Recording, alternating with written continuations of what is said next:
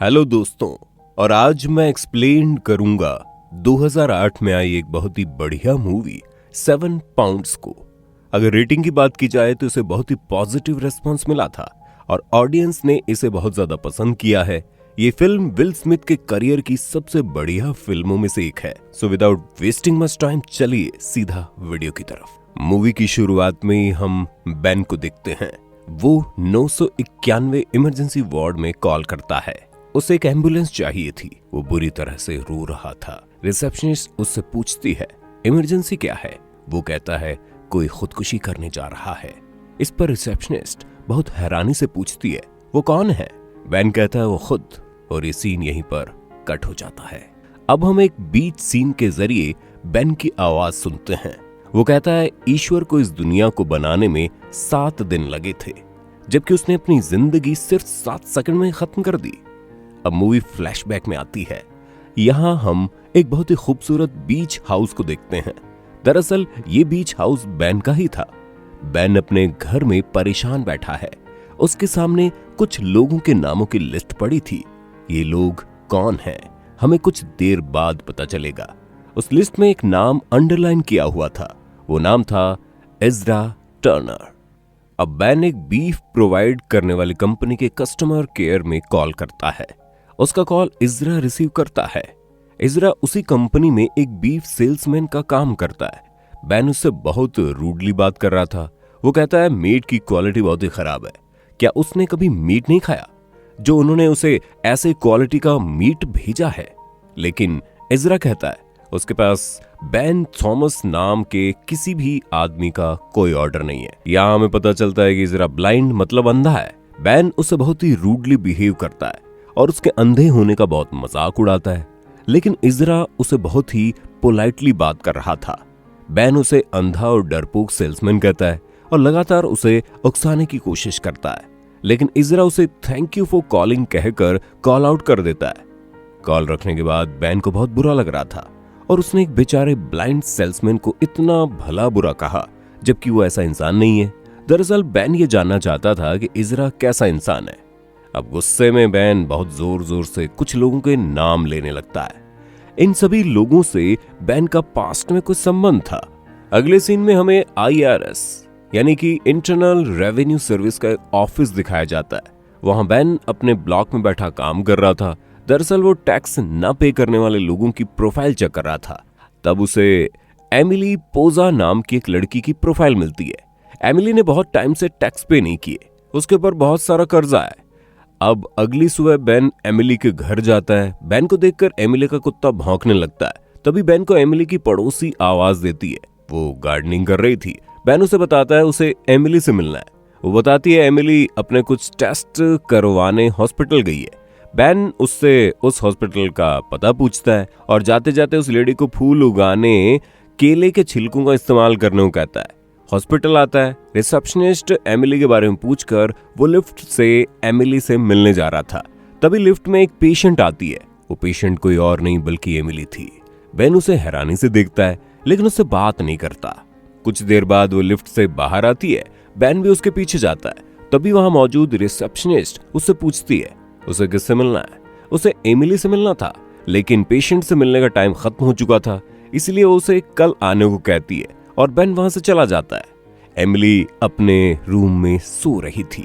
तब बेन उसे दरवाजे के बाहर खड़े देख रहा था। एमिली के जागते ही बेन वहां से चली जाता है। एमिली बहुत हैरानी से उसे जाते हुए देखती है। अब बेन अपनी कार में बैठा कुछ सोच रहा था। फिर हमें एक फ्लैशबैक दिखाया जाता है। बेन एक एरोनॉटिक कंपनी में लेक्चर दे रहा था। तभी फोन पर उसकी बीवी का मैसेज आता है। वो उसे डिनर पर बुला रही थी। अब वो अपनी लग्जरी कार पर घर जा रहा था।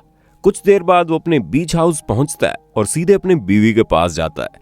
वो उससे किसी बात को लेकर नाराज थी, लेकिन बेन उसे आसानी से मना लेता है। मतलब उन दोनों में बहुत प्यार था। प्रेजेंट टाइम में मोबाइल की रिंगटोन से बेन की नींद खुलती है। दूसरी तरफ उसका भाई बात कर रहा था। वो बेन से पूछता है वो कहाँ है। बेन कहता है वो बीच हाउस में है। बेन ने अपना लैंडलाइन फोन तोड़ दिया था। उसे लग रहा था बेन उससे नाराज है, लेकिन ऐसी कोई बात नहीं थी। वो बेन से उसका हालचाल पूछने की कोशिश करता है, लेकिन बेन उसे अपनी फैमिली का ध्यान रखने का बोलकर कॉल कट करने वाला था। तब उसका भाई पूछता है क्या गलती से उसकी कोई चीज बेन के पास रह गई, लेकिन बेन उसे आई लव यू बोलकर फोन कट कर देता है। फिर बेन एक ओल्ड एज होम आता है। गाड़ी पार्क करते समय उसे वहां एक सुपर कार दिखाई देती है। अब अंदर आकर वो रिसेप्शनिस्ट को अपना कार्ड दिखाकर कहता है उसे स्टीवन गुडमैन से मिलना है। कुछ देर बाद वो देखता है स्टीवन एक ओल्ड लेडी को मेडिसिन खाने को एनकरेज कर रहा था, लेकिन वो ओल्ड लेडी कुछ नहीं बोल रही थी और स्टीवन को हाथ भी नहीं लगाने दे रही थी। बेन दरवाजे से ये सब कुछ देख रहा था। स्टीवन उस ओल्ड लेडी को कल फिर से आने को बोलकर बेन से मिलता है। अब दोनों उसके ऑफिस में जाते हैं। बेन उसके पास टैक्स की इंक्वायरी के लाया था। स्टीवन कहता है उसके हालत खराब चल रहे हैं। वो उससे 6 महीने का एक्सटेंशन मांगता है। स्टीवन को कोई बीमारी भी थी, लेकिन उसे पता था कि पैसों की बात को लेकर वो झूठ बोल रहा है, क्योंकि बाहर उसकी सुपर कार खड़ी थी। फिर भी वो उसे कुछ नहीं कहता और वहां से चला आता है। फिर बेन उस बूढ़ी औरत के पास आता है। वो उससे बात करने की कोशिश करता है। बेन को जानना था स्टीवन अच्छा आदमी है या नहीं, क्योंकि वो स्टीवन को बर्बाद कर सकता है। तब वो बूढ़ी औरत उसे लिखकर बताती है जो दवाइयां स्टीवन उसे दे रहा है, उन दवाइयों से उनकी हालत और खराब होती जा रही है। वो उससे मेडिसिन बदलवाने को कहती है। फिर वो रोते हुए बताती है कि वो उसे सजा दे रहा है। फिर वो जोर जोर से रोने लगती है। यहाँ बेन बड़ी मुश्किल से अपने आंसुओं को रोकता है। फिर बेन उन्हें अपनी गोद में उठाकर बाहर लाता है। वो उन्हें कहीं ले जा रहा था। तभी स्टीवन उससे पूछता है वो क्या कर रहा है। तब बेन तुरंत उस लेडी को नहलाने को कहता है।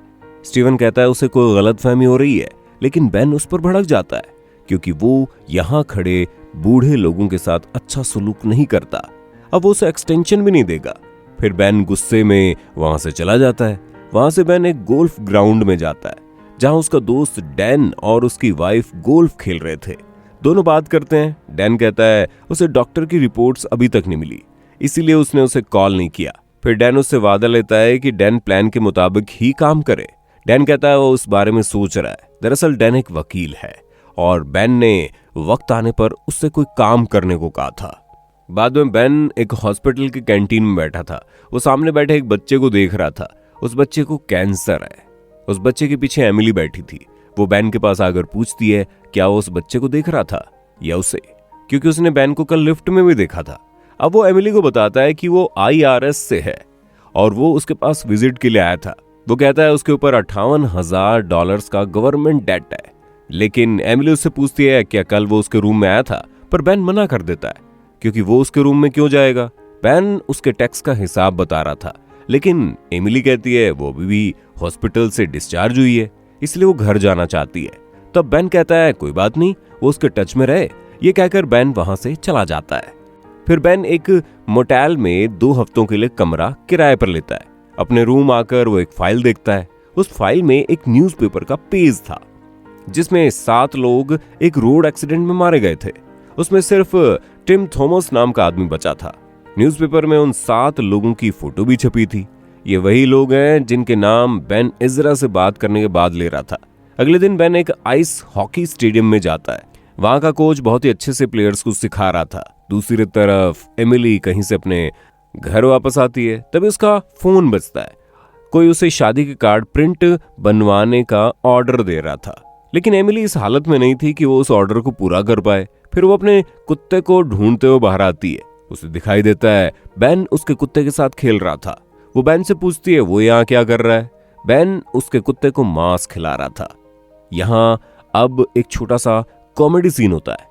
उसके कुत्ते को मांस खिलाना एमिली को पसंद नहीं आता। वो कहती है उसका कुत्ता वेजिटेरियन है। ये सुनकर बेन बड़ी मुश्किल से अपनी हंसी रोकता है। बेन को एमिली से बात करनी थी, लेकिन एमिली अभी अपने कुत्ते को वॉक पर ले जा रही थी।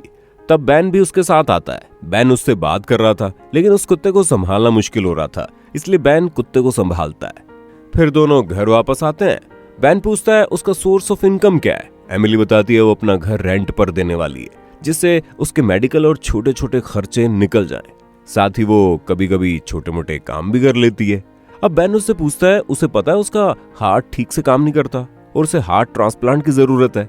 एमिली पूछती है क्या ये सारी इंफॉर्मेशन बेन को उसका पीछा करते हुए मिली, लेकिन बेन कहता है उसकी बीमारी अभी स्टेज 2 पर है, इसीलिए उसे हॉस्पिटल में एडमिट नहीं किया गया। स्टेज 1 आने पर उसे हॉस्पिटल में एडमिट किया जाएगा, लेकिन तब उसे डोनर नहीं मिला। तो वो बच नहीं पाएगी। साथ ही वो ये भी पूछता है क्या उसने ट्रीटमेंट दिया है। उसे हार्ट की जरूरत नहीं, क्योंकि वो अपनी जिंदगी से खुश नहीं और मरना चाहती है। ये सुनकर एमिली को शॉक लगता है और बेन भी तुरंत उससे माफी मांगता है, क्योंकि इस हालत में इंसान का स्टेट ऑफ माइंड बहुत अलग हो जाता है। अब कुछ देर बाद बात करने के बाद बेन कहता है वो उसका अकाउंट सील कर रहा है, जिससे उसे टैक्स पे करने में 6 महीने का टाइम मिल जाएगा। फिर अपना कार्ड देकर जाने लगता है। तब एमिली उसे रोककर पूछती है उसने उसे इतना बड़ा फेवर क्यों दिया। बेन कहता है क्योंकि वो सेकंड चांस डिजर्व करती है। उसे समझ आता है बेन एक अच्छा इंसान है। वो बेन से पूछती है वो कहाँ जा रहा है। वो कहता है अपने घर। एमिली पूछती है उसका घर कहाँ है, लेकिन बेन कुछ नहीं कहता और वो वहां से चला जाता है। एमिली उसे जाते हुए खिड़की से देखती है। अगले सीन में वो अपने बीच हाउस पर था। वो अपनी बीवी को याद कर रहा था, जिससे उसकी आंखों में आंसू आ गए थे। अब बेन अपने घर की साफ सफाई करता है। फिर मोटेल वापस आता है। वो अपने साथ एक जेलीफिश और उसका कैनल लाया था। मोटेल का रिसेप्शनिस्ट पूछता है उसे अपने कमरे में फिश क्यों रखनी है। बेन कहता है वो अपने कमरे में कुछ भी कर सकता है। फिर वो उस कैनल में पानी भरता है। साथ ही बताता है बचपन में उसके फादर उसे और उसके छोटे भाई को एक एक्वेरियम ले आए थे। तब उसने पहली बार जेलफिश को देखा था। उसके फादर ने बताया ये फिश दुनिया की सबसे खतरनाक क्रिएचर्स में से एक है, लेकिन उसके लिए जेलीफिश इस दुनिया की सबसे खूबसूरत चीजों में से एक थी, जिसे उसने कभी नहीं देखा था। बाद में उसका दोस्त डैन उससे मिलने आता है। वो कमरे में रखी जेलीफिश देखता है। फिर बेन से पूछता है उसने डॉक्टर से बात की या नहीं, और वो उसकी फाइल्स कल देखेंगे। साथ ही वो कुछ पेपर्स पर साइन कर रहा था, लेकिन डैन उन दोनों के बचपन और पर्सनल लाइफ के बारे में बात करने लगता है। लेकिन बेन को गुस्सा आ जाता है। वो चिल्लाकर कहता है वो अपने काम पर फोकस करे ना, और उन्होंने जो वादा किया उसे याद रखे।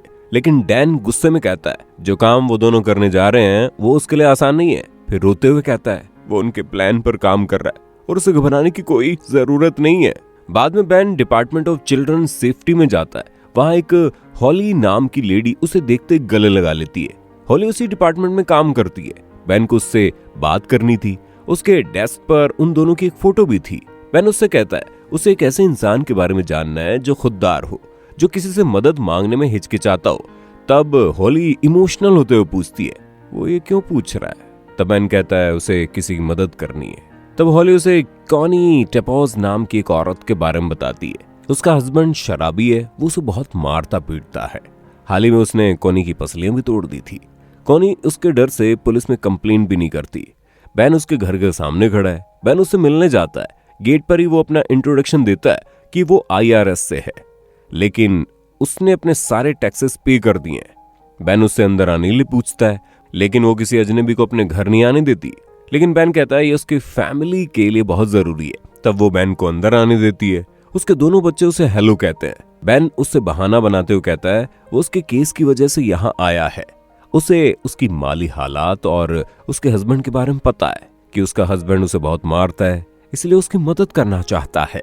लेकिन कॉनी उसकी मदद करने की बात को गलत समझ लेती है और उस पर भड़कने लगती है, क्योंकि अभी उसका हस्बैंड घर पर नहीं था, तो वो उसकी क्या मदद करना चाहता है, और तुरंत उसे घर से निकल जाने को कहती है। पर बेन कहता है वो उसे यहाँ से किसी दूसरी जगह भेजना चाहता है, जहाँ वो अपने बच्चों के साथ आराम और सुकून की जिंदगी जी सकेगी। साथ ही उसे उसके हस्बैंड से भी कोई खतरा नहीं होगा। लेकिन वो कहती है उसे किसी आदमी पर भरोसा नहीं है। बेन कहता है उसे होली ने भेजा है, जो उसकी सच में मदद करना चाहता है, लेकिन वो नहीं मानती और पुलिस को बुलाने की धमकी देती है। तब जाते जाते बेन उसे अपना विजिटिंग कार्ड देते हुए कहता है वो कभी भी उससे कांटेक्ट कर सकती है। अब उसकी मदद न कर पाने को लेकर बेन काफी अपसेट था। तभी उसे उसके भाई का फोन आता है। वो गुस्से में था। वो बोल रहा था उसे बेन से जरूरी बात करनी है, लेकिन बेन बाद में बात करने को बोलकर फोन कट कर देता है। अगले सीन में बेन बाथ टब में लेटा कुछ सोच रहा था। वहीं दूसरी तरफ एमिली अपना कुछ हिसाब किताब कर रही थी, लेकिन वो बेन का विजिटिंग कार्ड देखकर उसे याद करती है। दूसरी तरफ बेन उस आइस हॉकी कोच के साथ बैठा है। डॉक्टर के आने पर हमें पता चलता है कि बेन उसे अपनी किडनी डोनेट कर रहा है। बेन को पता चला था उस कोच ने कुछ गरीब बच्चों को आइस हॉकी खिलवाने, उनके लिए स्कॉलरशिप का इंतजाम किया था। वो आदमी पूछता है वो उसकी मदद क्यों कर रहा है। बेन कहता है क्योंकि वो एक अच्छा आदमी है। फिर बेन एमिली को कॉल करता है, लेकिन कुछ बोलता नहीं, सिर्फ एमिली की आवाज सुनता है। इसलिए एमिली फोन रख देती है। तभी बेन को नर्स बुलाने आती है। फिर हमें हाईवे पर एक एक्सीडेंट दिखाया जाता है और अचानक बेन की नींद खुल जाती है। बगल में उसकी वाइफ उसे सहलाकर शांत करवा रही थी, लेकिन कैमरा ऊपर जाने पर हम देखते हैं वहां कोई नहीं है। अब कुछ दिन बाद एमिली अपने कुत्ते को वॉक करवाकर वापस ला रही थी। उसकी पड़ोसी के फूल बहुत ही अच्छे से खिले थे क्योंकि उसने बेन की बात मानकर केले के छिलके यूज किए। लेकिन तभी अचानक एमिली बेहोश होकर अपने घर के सामने गिर पड़ती है। दूसरी तरफ हम इजरा को देखते हैं। वो किसी पब्लिक प्लेस में पियानो बजा रहा था और एक कोने में खड़े बेन उसे देख रहा था। पियानो बजाने के बाद इजरा एक रेस्टोरेंट में जाता है। बेन उसके ठीक सामने बैठा था। तभी इजरा एक वेट्रेस से पूछता है उसका बेटा कैसा है, क्योंकि वो उसके बेटे को फ्री पियानो लेसन देने को तैयार है। लेकिन फिलहाल उसका बेटा उसके हस्बैंड के पास था क्योंकि उसका डिवोर्स हो चुका है। फ्री होने पर वो उसे जरूर बुलाएगी। फिर बेन उसके पास आता है। इजरा अपने बाल ठीक कर रहा था। बेन समझ गया था कि इजरा को वो वेट्रेस पसंद है। वो इजरा से पूछता है क्या उसने कभी उस वेट्रेस को डेट के लिए पूछा है। इजरा शर्माते हुए कहता है वो तो उसकी तरफ देखती भी नहीं होगी। लेकिन बेन कहता है उससे पूछने में क्या खराबी है। फिर उसे गुड नाइट इजरा बोलकर वहां से चला जाता है। उसे लगता है उसने ये आवाज पहले भी सुनी है। रूम में वापस आकर बेन उस फिश को देख रहा था। तभी उसे एमिली का कॉल आता है। बेन को लगता है उसे किसी ने आईआरएस से कांटेक्ट किया होगा, लेकिन एमिली बताता है आज वॉक से आते समय वो बेहोश हो गई और अभी वो हॉस्पिटल में है। एमिली ने उसे बस यूं ही कॉल कर लिया। वो पूछती है क्या वो कभी मरने के बारे में सोचता है। बेन कहता है वो अक्सर इस बारे में सोचता है। एमिली भी मरने ही वाली है क्योंकि उसका चेहरा नीला पड़ रहा है। एमिली उसे कोई कहानी सुनाने को कहती है। तब बेन उसे एक टिम नाम के लड़के की कहानी सुनाता है कि कैसे एक इंसिडेंट के बाद टिम एक स्पेस शिप इंजीनियर बना। अब वो कहता है एमिली को सुनने की कोशिश करनी चाहिए। उसे नींद आने तक वो उससे बात करता रहेगा। चलते चलते बेन उसके हॉस्पिटल तक पहुंच जाता है। वो देखता है एमिली सो चुकी है। वो उसके कान के पास रखा मोबाइल हटाते हुए कहता है वो हमेशा मरने के बारे में सोचता है। फिर उसके पास ही बैठ जाता है। अब सुबह होती है। हॉस्पिटल की मॉर्निंग रिंग से एमिली जागती है। वो देखकर हैरान थी बेन उसके पास चेयर पर ही सो रहा था। वो बेन को उठाती है। बेन बताता है वो कल रात यहीं था। तभी वहां एक डॉक्टर आती है। वो एमिली को बताती है उसके ब्रेन में खून की सप्लाई रुकने से वो बेहोश हो गई थी। अब उसकी बीमारी स्टेज 1 पर आ गई है। वो उसे एक पेजर दे रहे हैं। जब उसे डोनर मिल जाएगा तो वो पेजर बजेगा। लेकिन अब उसके पास बहुत ही कम वक्त बचा है, शायद मुश्किल से 1 महीना। अगर उसे जल्द से जल्द डोनर नहीं मिला तो वो बच नहीं पाएगी। ये सब बेन सुन रहा था। डॉक्टर के जाने के बाद एमिली रो रही थी। बेन उसे इमोशनली सपोर्ट देता है। रात में बेन अपने साथ मोटेल में एमिली के कुत्ते को लाया था। गार्ड बेन से कुत्ते को अंदर ले जाने से मना करता है क्योंकि वो मोटेल की पॉलिसी के अंगेंस्ट है। पर वो कुत्ते को सिर्फ 1 रात के लिए लाया है, इसलिए वो गार्ड मान जाता है। बेन कमरे में बैठा कुछ सोच रहा था। तब उसे कॉल आता है। सामने कॉनी थी। ये वही औरत है जिसके 2 बच्चे हैं और उसने बेन से मदद लेने से इनकार कर दिया था। लेकिन अब वो बेन से मदद मांग रही थी। उसे देखकर साफ समझ आ रहा था कि उसके हस्बैंड ने फिर उसकी पिटाई की है। उसके साथ उसके दोनों बच्चे भी हैं। बेन उससे मिलने जाता है। फिर बेन उसे एक लिफाफा देकर कहता है वहां जाकर वो अपने बच्चों के साथ एक नई जिंदगी शुरू करे। ये घर उसके सपनों के घर जैसा ही होगा। लेकिन वो बहुत ही डरी हुई थी। उसे लग रहा था उसका पति उसे कहीं ढूंढ लेगा, लेकिन बेन कहता है वो उन्हें कभी नहीं ढूंढ पाएगा। बेन उसे घर का रास्ता बताता है। वो अपने बच्चों को लेकर उस घर की तरफ निकल जाती है। तीनों उस घर के अंदर जाते हैं। उन्हें घर बहुत ही पसंद आता है। वो घर बीच के पास था। उनके दोनों बच्चे बीच पर खेलते हैं और उन्हें देखकर कॉनी भी बहुत खुश होती है। फिर बेन का दिया लिफाफा खोलती है। उसमें कुछ पेपर्स के साथ एक लेटर भी था जिसमें लिखा था बेन ने ये घर उसके नाम कर दिया है, उसे बस एक साइन करनी है। ये घर हमेशा के लिए उसका होगा और वो कभी ना सोचे बेन ने उसकी मदद क्यों की। अब वो डर के जीना छोड़ दे और अपने बच्चों के साथ खुश रहे। अगले सीन में बेन एमिली को हॉस्पिटल से घर ले जाने आया था। वो रास्ते में बेन से पूछती है वो कौन है, क्योंकि वो कहां से आता है कहां जाता है उसे कुछ पता नहीं। बेन कहता है वो एक सिंपल फ्रेंडली टैक्स कलेक्टर है। वो ऑकलैंड से है, MIT से ग्रेजुएट हुआ और गलती से इस फील्ड में आ गया। दोनों बहुत सारी बातें करते हैं। तभी एमिली उसे पूछती है क्या उसने कभी प्यार किया है। बेन को ये बिल्कुल अच्छा नहीं लगता। वो कहता है हाँ, लेकिन अब सब खत्म हो चुका है। एमिली पूछती है ऐसा क्यों हुआ, लेकिन बेन को इस बारे में कोई बात नहीं करनी थी। वो एमिली को भी इस टॉपिक पर बात करने से मना करता है। ये सुनकर एमिली नाराज होकर वहां से चली जाती है। बेन भागता हुआ उसके पीछे जाता है, लेकिन एमिली उसे थैंक यू बोलकर घर के अंदर चली जाती है। बेन अपनी कार में वापस आकर जोर से चिल्लाता है क्योंकि उसे खुद पर बहुत गुस्सा आ रहा था। अब अगले दिन एमिली को खिड़की से दिखाई देता है बेन उसके गार्डन की घास साफ कर रहा है। एमिली उसके पास आकर कहती है, ये माफी मांगने का बहुत बुरा तरीका है। फिर वो बेन को उसके गैरेज में लेकर जाती है जहां वो काम करती थी। वो वहां कार्ड प्रिंटिंग का काम किया करती थी। उसके पास प्रिंटिंग करने वाली 2 मशीनें हैं, जिसमें से एक खराब हो चुकी है। उसे इस मशीन को ठीक करने वाला मैकेनिक अभी तक नहीं मिला। उसने इस मशीन का नाम बीस्ट रखा था। वो 1956 में बनी थी, लेकिन दूसरी 150 साल पुरानी है। वो बेन को उससे एक पिक्चर प्रिंट करके दिखाती है। वो कहता है ये मशीन वाकई अच्छी है।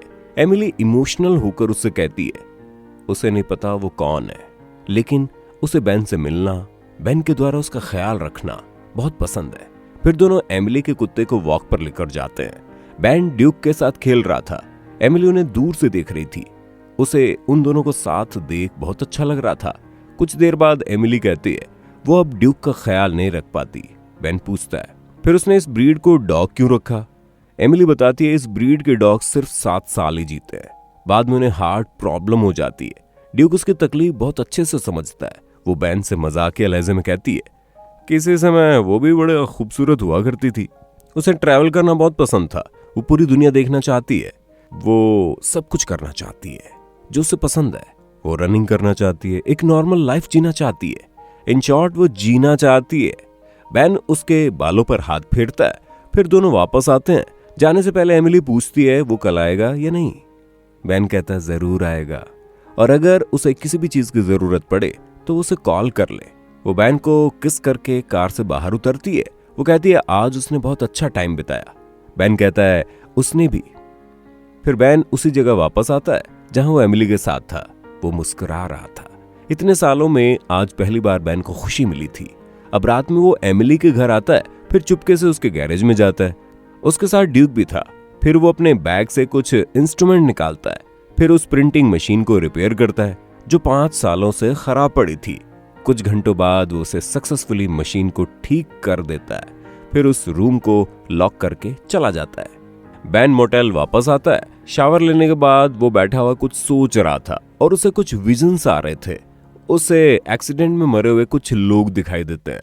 बाद में बेन हॉस्पिटल आता है। वो उस बच्चे को देख रहा था जिसे कैंसर था। बाद में बेन बिना सुन हुए अपना बोन मैरो डोनेट करता है, सिर्फ उस बच्चे के लिए जिससे उसकी जान बच पाए। उसे बहुत दर्द होता है, लेकिन बेन उस दर्द को बर्दाश्त कर रहा था। ये सीन देखकर ऐसा लगता है जैसे बेन खुद को सजा दे रहा हो। बेन मोटेल वापस आता है। वो ठीक से चल भी नहीं पा रहा था। गार्ड उससे पूछता है वो कब तक यहाँ रहेगा। बेन कहता है उसका यहाँ मरने का प्लान है। ये सुनकर वो गार्ड उससे एडवांस मांगता है, लेकिन बेन अपने रूम में चला जाता है। वो कई दिनों तक उस रूम में लेटा रहता है। अब एक दिन उसे एमिली का कॉल आता है। एमिली उसका हाल चाल पूछती है। बेन कहता है वो ठीक है। एमिली आज शाम उसे अपने घर डिनर पर बुलाती है। थोड़ा सोचकर बेन मान जाता है। शाम को बेन अपनी दाढ़ी शेव करके और तैयार होकर एमिली के घर पहुंचता है। वो उसके लिए एक गिफ्ट भी लाया था, लेकिन फिलहाल गिफ्ट कार में रख देता है। दरवाजे से एमिली की नर्स बाहर निकल रही थी। बेन अंदर आता है। एमिली कहती है वो गार्डन में डिनर करेंगे। वो बिल्कुल समय पर आ गया। अभी तक उसका खाना बना नहीं। एमिली उसे गिफ्ट देती है जिसमें उसके लिए कपड़े थे। बेन चेंज करके एक रूम में आता है। वहां उसे दीवार में लगी एमिली के बचपन की कुछ फोटोज दिखाई देती है। बेन खिड़की से देखता है एमिली डिनर लगा रही थी। कुछ देर बाद बेन चेंज करके बाहर आता है। बाहर एमिली उसका इंतजार कर रही थी। वो कहती है कि आज वो अच्छा लग रहा है। बेन कहता है उसने सालों से किसी लेडी के साथ डिनर नहीं किया। वो एक बाइट लेकर कहता है उसने खाना बहुत अच्छा बनाया है। दोनों बहुत सारी बातें करते हैं, गाना गाते हैं। बाद में एमिली एक रोमांटिक म्यूजिक प्ले करती है। फिर बेन को उसके साथ डांस करने को कहती है। कुछ सोचने के बाद बेन उसके साथ डांस करता है। फिर वो एमिली को बताता है उसके लिए एक सरप्राइज है। वो एमिली को उसके गैरेज में लेकर आता है। बेन ने उसे आंखें बंद रखने को कहा था। फिर बेन उसे प्रिंटिंग मशीन के पास ले जाकर आंखें खोलने को कहता है। पहले एमिली को लगता है उसने मशीन की सफाई की है, लेकिन बेन कहता है उसने इस मशीन को ठीक कर दिया। एमिली को पहले यकीन नहीं होता, कि वो इस मशीन को ठीक नहीं कर सकता है, इसलिए बेन उसे उस मशीन को चलाकर दिखाने को कहता है। एमिली उस मशीन को स्टार्ट करती है, वो मशीन चलने लगती है। ये देखकर एमिली खुश होकर बेन को गले लगा लेती है। फिर बेन उसे किस करता है। बेन उसे यहीं रुकने को बोलकर बाहर अपनी कार में वो गिफ्ट लेने जाता है, लेकिन तभी वहां उसका भाई आ जाता है। वो बेन पर चिल्लाने लगता है, लेकिन यहाँ एक चौंकाने वाली बात होती है, क्योंकि बेन खुद अपने भाई को बेन के नाम से बुला रहा था। यहाँ मूवी का मेन सस्पेंस रिवील होता है। असलियत में IRS ऑफिसर बेन उसका छोटा भाई था और उसका नाम टिम है। टिम अपने छोटे भाई का आइडेंटिटी कार्ड लेकर एक फेक फेडरल ऑफिसर बनकर घूम रहा था।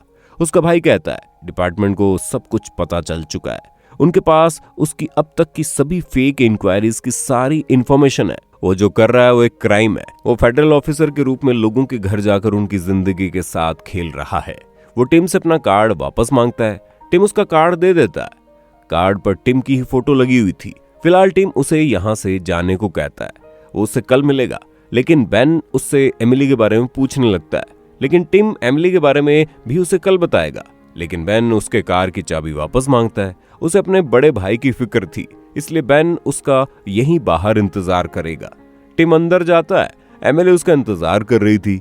टिम उसे कहता है उसे जाना पड़ेगा, लेकिन एमिली आकर उसे किस करती है। फिर दोनों इंटीमेट होते हैं। बाद में एमिली टिम से पूछती है अगर उसे डोनर मिल गया और उसकी लेडी ने उस हार्ट को एक्सेप्ट कर लिया तो उसके पास टाइम हुआ तो क्या होगा।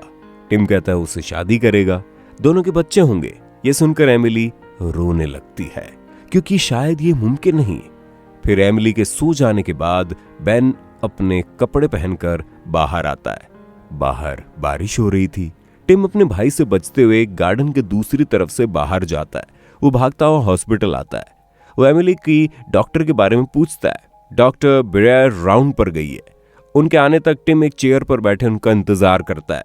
डॉक्टर के आते ही टिम उनसे पूछता है एमिली के बचने या उसे डोनर मिलने के कितने % चांसेस है। वो बताती है एमिली का ब्लड ग्रुप बहुत ही रेयर होने की वजह से उन्हें इस ब्लड ग्रुप का कोई डोनर नहीं मिल पा रहा। उसे डोनर मिलने का बस 5% चांसेस है। ये सुनते टिम उदास होकर वहां से चला जाता है। बाहर आकर वो डैन को कॉल करता है। डैन अपनी वाइफ के साथ सो रहा था। टिम उसे तैयार रहने को कहता है, क्योंकि टाइम आ गया है। ये सुनते डैन रोने लगता है। फिर टिम मोटेल आकर अपने रूम का दरवाजा अंदर से लॉक करता है। कुछ सोचने के बाद वो इजरा को कॉल करता है। वो उसे याद दिलाता है कुछ दिन पहले ही उसने उसे कॉल करके भला बुरा बोला था। वो अपने किए गलत बर्ताव के लिए उससे माफी मांगता है, क्योंकि उसे जानना था कि वो एक अच्छा इंसान है या नहीं। साथ ही कहता है कि वो उसे गिफ्ट देने वाला है। कुछ देर बाद उसे डैन मॉरिस नाम के एक आदमी का कॉल आएगा। उसे डैन पर यकीन करना होगा। इतना बोलकर टिम कॉल कट कर देता है। इजरा काफी हैरान था, आखिर हो क्या रहा है। फिर टिम फ्रिज से आइस से भरी एक थैली निकालता है। वो उस पूरे आइस को बाथ टब में डालता है। फिर 911 पर कॉल करता है और उसे एक एम्बुलेंस चाहिए थी। अब मूवी वहीं पर आ गई है जहां से शुरू हुई थी। रिसेप्शनिस्ट उसका एड्रेस कंफर्म करती है। फिर टिम का एक फ्लैशबैक दिखाया जाता है। एक शाम टिम अपनी कार में अपनी बीवी के साथ कहीं जा रहा था। उसकी वाइफ उनकी वेडिंग रिंग देख रही थी। दोनों बहुत खुश थे। लेकिन तभी टिम को एक मैसेज आया। वो गाड़ी चलाते हुए उसका रिप्लाई करने लगा। उसकी वाइफ उसे ऐसा करने से मना कर रही थी। तभी उनके सामने एक कार आ जाती है। वो किसी तरह उससे तो बच जाते हैं, पर बचने के चक्कर में कार का बैलेंस बिगड़ गया, जिससे सामने से आ रही दूसरी कार से उसकी टक्कर हो गई। उस कार में एक पूरी फैमिली थी। टक्कर के बाद टिम की कार रोड के किनारे गहरे गड्ढे में गिर गई, जबकि वो फैमिली कार रोड पर पलटते हुए दूर तक गई। कार से निकलकर टिम रोड पर आता है। वो देखता है उसकी वाइफ मर चुकी है। वो वहीं रोने लगता है। मतलब उसकी लापरवाही की वजह से 7 लोग मारे गए। ये वही विजन्स है जो टिम को आया करते थे। अब सीन प्रेजेंट में आता है। टिम उस बाथ टब में लेट जाता है। अब उसे एमिली के साथ बिताए हुए पल याद आने लगते हैं। फिर वो जेलीफिश को भी बाथ टब में डाल देता है। वो फिश उसके हाथ पर डंक मारती है, जिससे टिम दर्द से तड़पने लगता है और कुछ देर तक असहनीय दर्द सहने के बाद उसकी मौत हो जाती है। फिर उसे हॉस्पिटल ले जाया जाता है। डॉक्टर उसकी हार्ट बीट चेक करते हैं। डैन किसी से बहस कर रहा था कि एमिली को हीट की बहुत जरूरत है, वरना वो मर जाएगी। दूसरी तरफ एमिली का पेजर बजता है, इसका मतलब उसे डोनर मिल गया।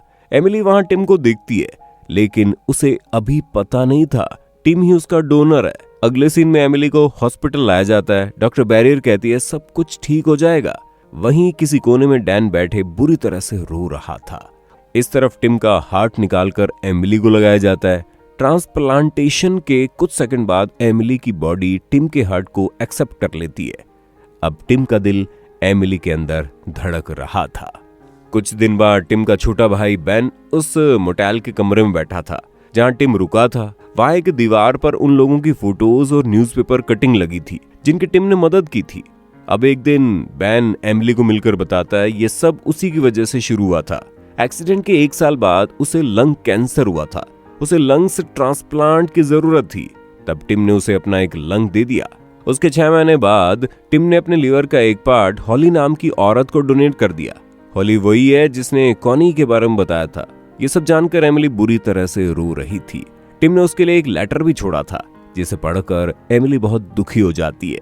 अब एक दिन एमिली बाथ टब में लेटकर टिम के दिल की धड़कन सुनती है। तब उसे एहसास होता है जैसे टिम उसके साथ ही है।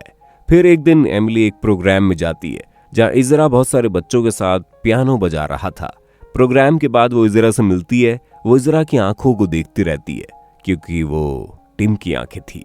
इजरा उससे बात करता है वो कौन है और उससे मिलने क्यों आई है, लेकिन एमिली लगातार रो रही थी। तब एमिली के सीने का निशान देखकर इजरा सब कुछ समझ जाता है। वो पहचान जाता है वो एमिली है। फिर दोनों एक दूसरे से मिलते हैं और यहाँ ये मूवी भी एंड होती है। दोस्तों, मैं आपको इस मूवी के बारे में कुछ बताना चाहूंगा। इस मूवी का नाम 7 पाउंड्स क्यों है? दरअसल टिम के हाथों 7 लोगों की जान गई थी और टिम ने 7 लोगों की मदद की या उनकी जान बचाई। उसने सबसे पहले अपने भाई की जान बचाई, फिर हॉली को लीवर दिया, उसके बाद उस कोच को अपनी किडनी दी, उस बच्चे को अपना बोन मैरो दिया, कॉनी को अपना घर दिया, इजरा को अपनी आंखें दी और एमिली को अपना हार्ट दिया। ये टोटल 7 लोग होते हैं, इसलिए इस मूवी का नाम 7 पाउंड्स है। टिम ने ये सब एकदम से नहीं किया, बल्कि उसने पूरा प्लान बनाकर रखा था। उसमें मेक श्योर किया जिनकी वो मदद कर रहा था वो उसकी मदद को डिजर्व करते थे, क्योंकि शुरुआत में वो स्टीवन की भी मदद करने गया था क्योंकि उसे भी कोई बीमारी थी, लेकिन वो अच्छा इंसान नहीं था। टिम को बहुत पहले ही पता था एमिली और उसका ब्लड ग्रुप सेम है। वो जिनके पास भी गया उन लोगों के बारे में उसने पहले ही सब पता कर लिया था। टिम ने अपने भाई का कार्ड इसीलिए यूज किया ताकि उन लोगों को करीब से जान पाए कि वो सब लोग कैसे हैं। उसने पहले ही डैन के साथ प्लान बना रखा था कि उसके मरने के बाद उसके ऑर्गन्स इजरा और एमिली को लगाने में कोई प्रॉब्लम ना हो। यहाँ तक कि उस ऑपरेशन का खर्च भी उसने खुद ही उठाया था, क्योंकि ऐसे मामलों में बहुत सारे प्रोसीजर्स होते हैं। लेकिन आखिर में सबसे बुरा हुआ। दरअसल उसे एमिली से प्यार हो गया था। वो उसके साथ खुश रहने लगा था। अब टिम जीना चाहता था, लेकिन उसे पता था अगर वो जिंदा रहा तो एमिली नहीं बचेगी। इसलिए अपने प्यार को बचाने टिम ने हंसते हंसते अपनी जान कुर्बान कर दी। आपको शायद पता नहीं होगा, जेलीफिश का डंक दुनिया में सबसे ज्यादा दर्द देने वाली चीजों में से एक है।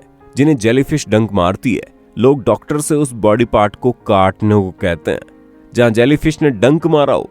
यहां तक कि टिम ने बाथटब में बर्फ तक रखी ताकि एम्बुलेंस के लेट होने पर उसके बॉडी पार्ट खराब ना हो। तो ये वो सारी चीजें थी जो मुझे मूवी में दिखाई दी।